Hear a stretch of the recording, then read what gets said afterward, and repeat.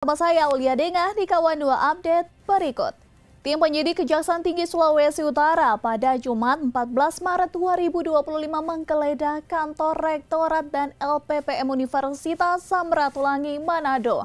Penggeledahan tersebut terkait kasus dugaan tindak pidana korupsi, penyimpangan penggunaan dana pembiayaan kerjasama pihak ketiga. Kejaksaan Tinggi Sulawesi Utara pada Jumat 14 Maret 2025 menggeledah kantor Rektorat dan Lembaga Penelitian dan Pengabdian pada Masyarakat atau LPPM Universitas Samratulangi, Manado. Pada penggeledahan tersebut, tim penyidik Kejati Sulawesi Utara menyita sejumlah dokumen dan barang sebanyak 8 box dan 1 koper.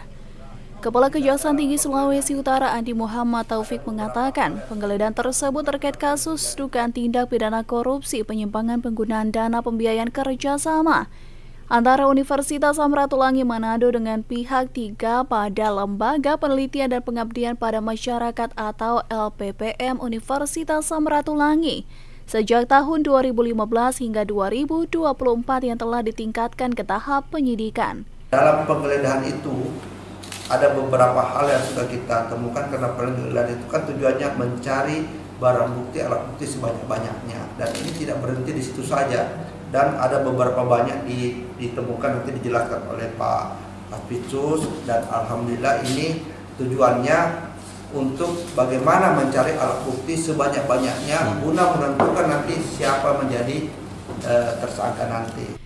Penggeledahan dan penyitaan dilakukan di dua tempat berbeda, yakni di kantor pusat Unsrat di ruangan administrasi Wakil Rektor 4, ruangan bagian keuangan, ruangan bagian administrasi, persuratan, dan yang kedua di kantor LPPM Unsrat.